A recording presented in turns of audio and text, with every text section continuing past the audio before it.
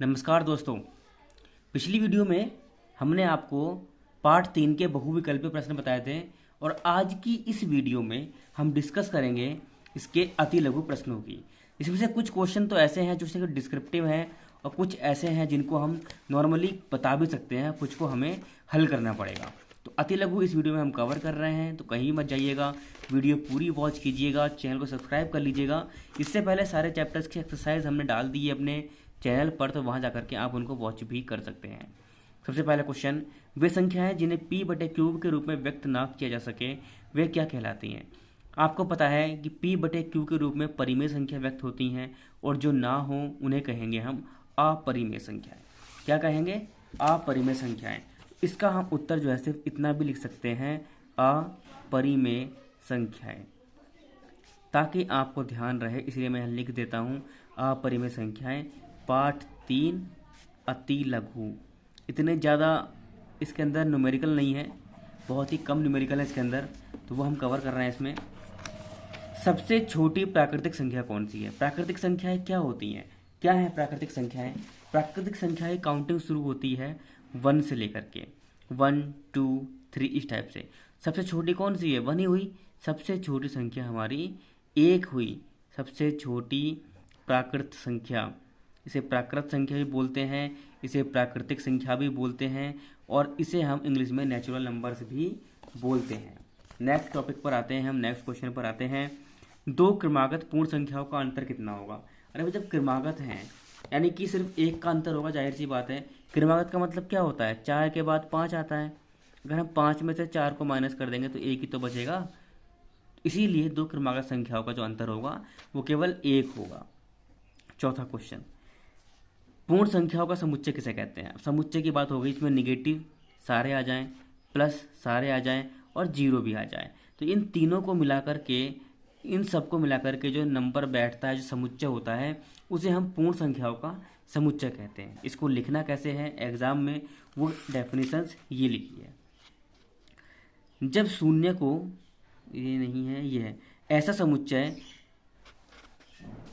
Definition number 6 पढ़िए आप। ऐसा समुच्चय जिसमें प्राकृतिक धन तथा ऋण संबंधी संख्याओं के साथ साथ शून्य को शामिल कर लिया जाए, पूर्णांक संख्याओं का समुच्चय कहलाता है। इसे हम दोबारा से बोल सकते हैं, ऐसा समुच्चय जिसमें प्राकृतिक धन तथा ऋण संबंधी संख्याओं के साथ साथ शून्य को भी शामिल कर लिया जाए, पूर्णांक संख्याओं का समुच्चय कहलाता है। तो ये हमारा इसका आंसर हो गया है, जो कि हमारा 4th क्वेश्चन है। अब 5th क्वेश्चन की बारी आती है।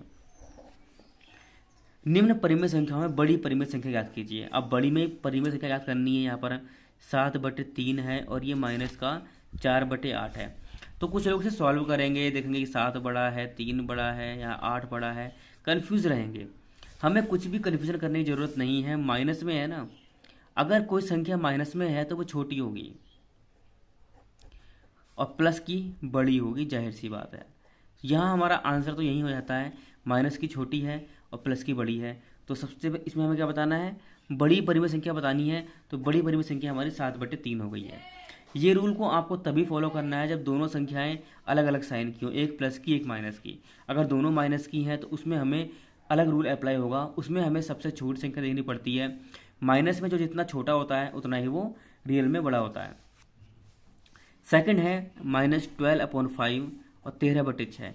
इसमें भी यही सीन है, ये माइनस का है, ये प्लस का है, तो बड़ी संख्या हमारी ये होगी। छठा क्वेश्चन, निम्नलिखित में से प्राकृतिक संख्या को छांटिए। अब प्राकृतिक संख्या को छांटना है, यानी कि जैसे 1 2 3 जो पूरी पूरी संख्या होती हैं, फुल नंबर्स, उनको हम प्राकृतिक संख्या कहते हैं, जो 1 से शुरू होते हैं। अब यहाँ पर आप देख सकते हैं, जो 1 से शुरू होने के बाद में आगे बढ़ेंगे तो केवल 333 है और एक 543 है। इसके अलावा तो कोई नंबर है नहीं। जीरो जो है वो पूर्ण संख्याओं में आता है, ये कंप्लीट नंबर नहीं है, तो ये हमारे वैसे भी प्राकृतिक संख्या नहीं होंगे। 333 और 543, केवल दो ही हमारे यहाँ पर आंसर आ गए हैं। निम्नलिखित में से पूर्ण संख्या को छांटिए।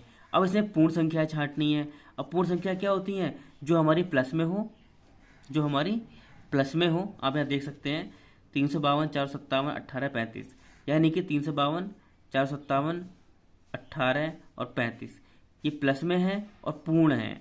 बस यहाँ पर पूर्ण संख्या सारी होती है 0 से लेकर के इन्फिनिटी तक, लेकिन वो कंप्लीट होनी चाहिए। लेकिन ये -315 है तो ये पूर्ण संख्या में नहीं आएगा, ये माइनस में पहुंच गया है तो ये ऋणात्मक पूर्णांक हो गया, लेकिन पूर्ण संख्या नहीं होगा। 2 सही 1/18 ये पूर्ण संख्या नहीं है, ये माइनस में है इसलिए ये नहीं है। निम्नलिखित में से पूर्णांक को छांटिए। पूर्णांक क्या होते हैं? पूर्णांक तो सभी हैं। पूर्णांक तो धनात्मक भी होते हैं, ऋणात्मक भी होते हैं और 0 भी होता है।